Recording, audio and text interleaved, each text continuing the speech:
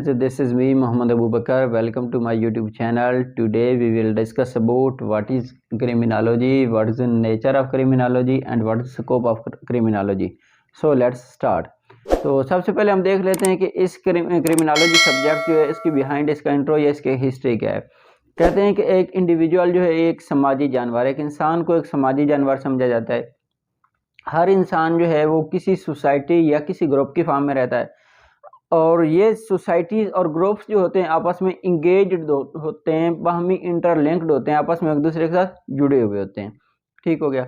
इन groups को अपनी survival के लिए, कन्फ्लिक्ट से बचने के लिए प्रोटेक्शन की ज़रूरत होती है। इस प्रोटेक्शन के लिए हर सोसाइटी, हर कल्चर, हर ग्रुप अपने मुख्तलिफ नॉर्म्स, वैल्यूज़, लॉज जो है वो क्रिएट करता है ताकि किसी भी किस्म के तसादम से, कन्फ्लिक्ट से, परेशानी, मुसीबत से महफूज रहे और जो इजीली सर्वाइव कर पाएँ। हर सोसाइटी ऐसे कुछ ना कुछ रूल्स बनाती है। अब जो इंडिविजुअल जो हैं उन रोल्स को एक्सेप्ट करते हैं, उन रूल्स को एक्सेप्ट करते हैं, फॉलो करते हैं, सोसाइटी भी उनको एक्सेप्ट करती है। सोसाइटी उन पे किसी किस्म का ऑब्जेक्ट नहीं कर रही होती। लेकिन कोई ऐसा करैक्टर है, कोई ऐसा बिहेवियर जो कि उन रूल्स को, उन रेगुलेशंस को फॉलो नहीं कर रहा होता, सोसाइटी के अगेंस्ट चलता है, सोसाइटी उसको क्राइम का नाम देती है। जब एक क्राइम आ जाता है तो वो सोसाइटी का जो पीस होता है, सोसाइटी की जो हार्मनी होती है, सोसाइटी के अंदर जो अमन होता है उसको तबाह करना शुरू कर देता है। तब सोसाइटी के अंदर इस चीज़ की ज़रूरत पैदा होती है कि उस जो क्राइम अक्कर हुआ है उसको स्टडी किया जाए, उसको किसी तरह से ख़त्म किया जाए। अब उस क्राइम को किसी न किसी तरह से ख़त्म करने के लिए सबसे मेन चीज़ हमारे पास जो होती है उसके बिहाइंड जो काजेज़ हैं, उसके पीछे जो फैक्टर्स हैं उनको स्टडी किया जाए, ताकि उसकी जो ओरिजिन है उसका पता लगाया जा सके। उसकी ओरिजिन को देखने के लिए, उसके बैकग्राउंड को देखने के लिए, उसके बिहाइंड जो फैक्टर्स हैं उनको देखने के लिए हम उसको स्टडी करते हैं।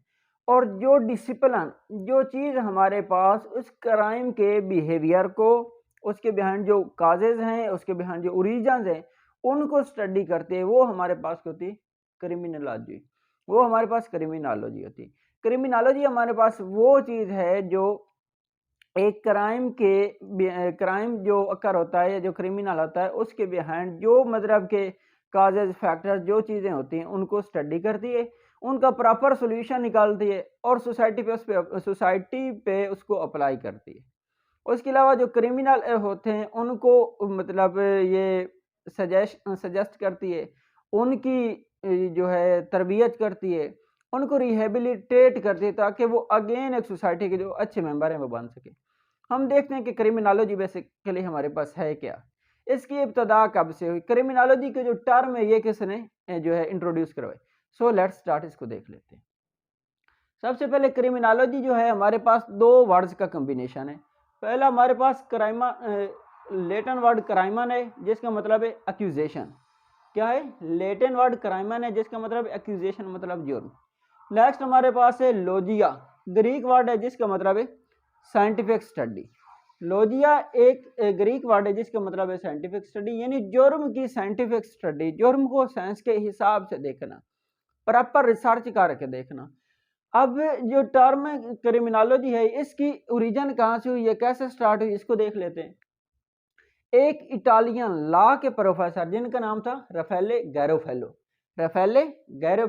उन्होंने 1885 के अंदर क्रिमिनोलॉजी की जो पहली टर्म इंट्रोड्यूस करवाई, कॉइंड की, उन्होंने क्या किया, क्रिमिनोलॉजिया। लेकिन उनके राइट 2 साल बाद एक फ्रेंच एंथ्रोपोलॉजिस्ट थे जिनका नाम क्या था, पॉल टॉपिनोड, उन्होंने इसको क्रिमिनोलॉजाई यूज किया। 1885 के अंदर रफेले गैरोफेलो ने इसको यूज किया, उसके बाद 1887 के अंदर पॉल टॉपिनोड ने यूज किया। अब ये मतलब क्रिमिनोलॉजाई, लेकिन स्टिल नाउ जो हमारे पास क्रिमिनोलॉजी यूज हो रही है, क्यों? बिकॉज ऑफ साइंस की वजह से, इंग्लिश की वजह से हमारे पास जो टर्म यूज होती है वो क्या, क्रिमिनोलॉजी होती है। तो ये था इसकी जो टर्म है, ये जो क्रिमिनोलॉजी वर्ड का ओरिजिन वो। अब हम देख लेते हैं कि इसकी डेफिनेशन क्या है। एक क्रिमिनोलॉजिस्ट है जिनका नाम था इलियट, उन्होंने इसकी कुछ डेफिनेशन यूं करके की है, the scientific study of crime and it's treatment. कहते हैं कि क्राइम और उसका जो ट्रीटमेंट है, उसको जो हैंडल करने के तरीके हैं, उनकी साइंटिफिक स्टडी। हमारे पास साइंटिफिक स्टडी क्या होती है? प्रॉपर ऑब्जर्वेशन के ज़रिए से, डाटा कलेक्शन के ज़रिए से, सिस्टमैटिक अप्रोचेस लगाकर जो हम रिसर्च करते हैं, डाटा कलेक्ट करते हैं, आफ्टर दैट उसको एनालाइज करते हैं। एनालाइज करके जो हम आउटपुट देते हैं, ये हमारे पास सारे प्रोसेस से जो चीज़ होकर गुजरती है, वो कौन सी स्टडी होती है? Scientific study. तो क्राइम की साइंटिफिक स्टडी हमारे पास ये है कि क्राइम के बिहाइंड फैक्टर्स क्या हैं जिनकी वजह से क्राइम अक्कर हो रहा है, उसके बिहाइंड रीजंस क्या थे, किन वजूहात पे क्राइम अक्कर हुआ है, क्यों हुआ है, उसके बिहाइंड जो फैक्टर्स है, ये उनको स्टडी करते हैं। और फिर उसके बाद उसका ट्रीटमेंट कैसे करता है, जो क्रिमिनल होता है या क्राइम होता है, इन दोनों चीज़ों को कैसे हैंडल करता है, उनके जो वो प्रिवेंशन होता है वो कैसे करते हैं, प्रिवेंशन करती है। उसके बाद उस एक जो क्रिमिनल होता है उसको रिहेबिलिटेट करके सोसाइटी के अंदर अगेन एक नॉर्मल पर्सन की तरह बना देती है। तो इसका मतलब ये है कि ये एक जो क्राइम होता है उसको मतलब उसके काजेज फैक्टर्स को देखती है और फिर उसको प्रिवेंशन जो होती है वो हमें देती है और उसको सोसाइटी के अकॉर्डिंग मतलब जब जैसा वो चीज़ पहले थी या इंडिविजुअल था उसको पहले जैसा कर देती है। ये थी इसकी डेफिनेशन। अब हम देखते हैं क्रिमिनोलॉजी की नेचर क्या है। ये नेचर में साइंस है या आर्ट्स है, कौन सा सब्जेक्ट है?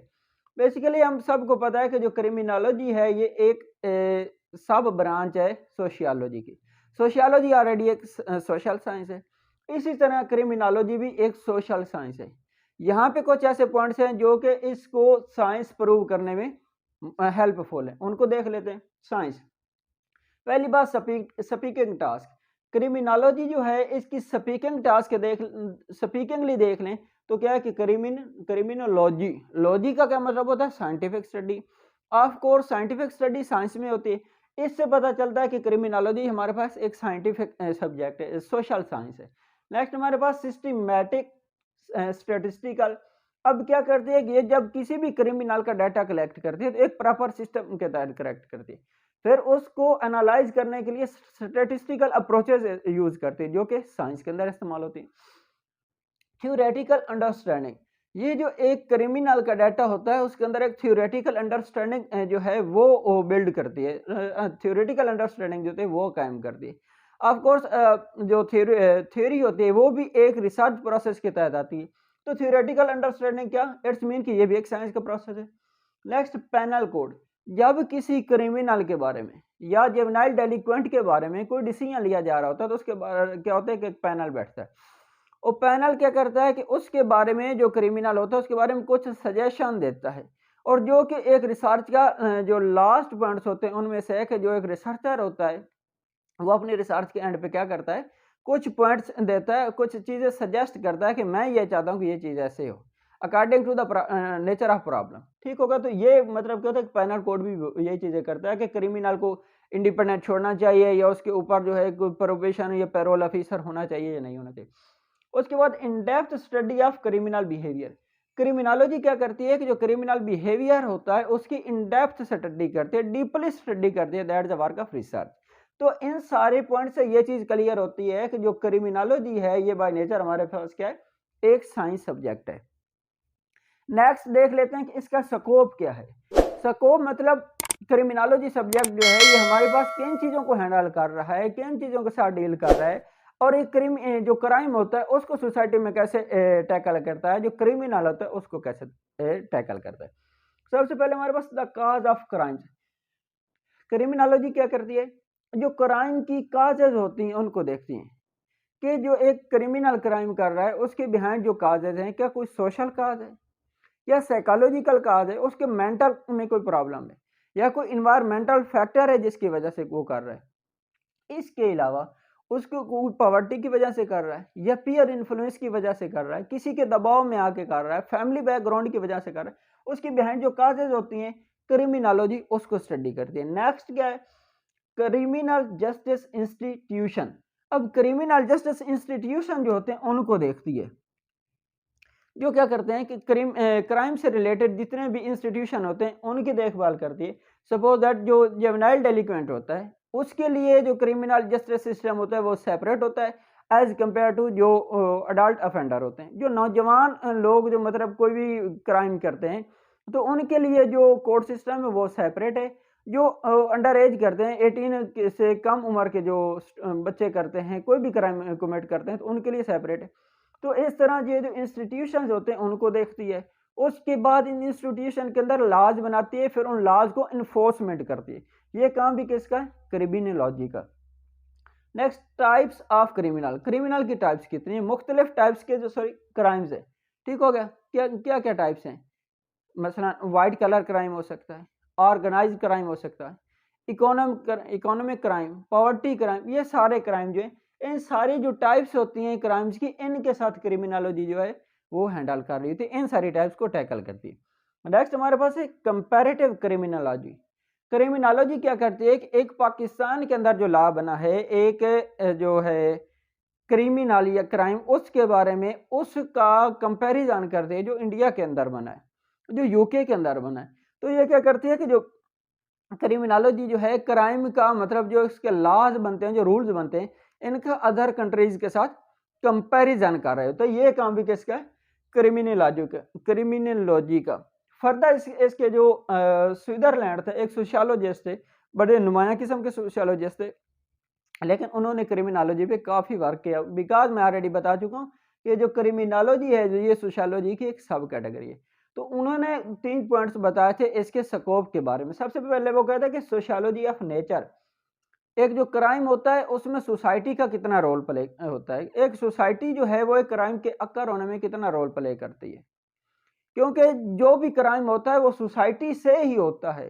कोई ना कोई फैक्टर ऐसा होता है कि जो उसकी बिहाइंड होता है, जिसकी वजह से वो क्राइम होता है। तो वो जो स्विट्जरलैंड है वो कहते हैं कि सोसाइटी इस चीज़ के अंदर कितना रोल प्ले कर रही है एक क्राइम के अक्कर होने में, इस चीज़ को देखते हैं। Next, criminal etiology. Criminal etiology क्या क्या मतलब है कि एक जो साइंटिफिक और सिस्टमेटिक वे के अकॉर्डिंग जो है इन्वेस्टिगेशन की जाती है क्राइम की, कि क्राइम की ओरिजिन क्या थी, क्राइम के बिहाइंड फैक्टर्स क्या थे, वो क्राइम हुआ तो हुआ क्यों। इस चीज को जो चीज हैंडल करती है क्रिमिनल आइडियोलॉजी। ये चीज डिस्कस करती है कि कोई भी क्राइम अगर सोसाइटी के अंदर अकर हो रहा है तो वो क्यों हो रहा है, इस चीज को डील करती है। नेक्स्ट हमारे पास है फेनोलॉजी। फेनोलॉजी क्या करता है? क्राइम हो गया, अब क्राइम की वजह को भी पता चल गया। फेनोलॉजी का काम ये है कि ये इस चीज को देखती है कि जो क्राइम हुआ है उसको अब प्रिवेंट कैसे करना है, उसको बहाल कैसे करना है, रिहेबिलिटेट कैसे करना है। एक इंडिविजुअल उसने क्राइम किया या कोई क्राइम अकर हो गया, उसको क्या करना है, उसके लिए प्रिवेंशन कौन कौन सी यूज करें या उसको रिहेबिलिटेट कैसे करें, ताकि जो अगर कोई क्रिमिनल है तो वो अगेन जो है सोसाइटी का एक नॉर्मल मेंबर बन जाए। तो ये फेनोलॉजी करती है। अगेन इसको एक रिवाइज करते हैं। हमने क्या क्या डिस्कस किया? क्रिमिनोलॉजी का जो इंट्रो था वो डिस्कस किया। उसके बाद हमने देखा कि इसके जो है वो क्रिमिनोलॉजी वर्ड है, किन किन वर्ड्स का कॉम्बिनेशन है, किन किन लैंग्वेजेस का वो देखा। इसकी जो ओरिजिन थी जिन्होंने इसके वर्ड को काइन किया वो देखा। नेक्स्ट हमने इसकी डेफिनेशन को देखा। उसके बाद इसके नेचर को देखा, नेचर पॉइंट्स के जरिए से हमने प्रूव किया कि ये एक साइंस सब्जेक्ट है। नेक्स्ट हमने इसके स्कोप को देखा कि ये क्या करते हैं कि क्राइम की काजेज को देखती है। उसके बाद जो इंस्टीट्यूशंस होते हैं जो क्राइम को हैंडल कर रहे थे उनको देखते हैं, क्राइम होते कितनी किस्म के उनको देखती हैं। फिर जो अदर कंट्रीज हैं उनके साथ इसका कंपैरिजन। और एंड पे हमने स्विट्जरलैंड के अकॉर्डिंग देखा कि मतलब क्राइम सोसाइटी की, क्राइम के करोने में सोसाइटी के रोल प्ले करती है, और उसके बाद फिर उसको इन्वेस्टिगेशन कैसे की जाती है और रिहेबिलिटेट कैसे करते हैं। तो आई होप सो कि आपको आज का लेक्चर पसंद आया होगा। Please do comment, like and subscribe my channel. Thank you.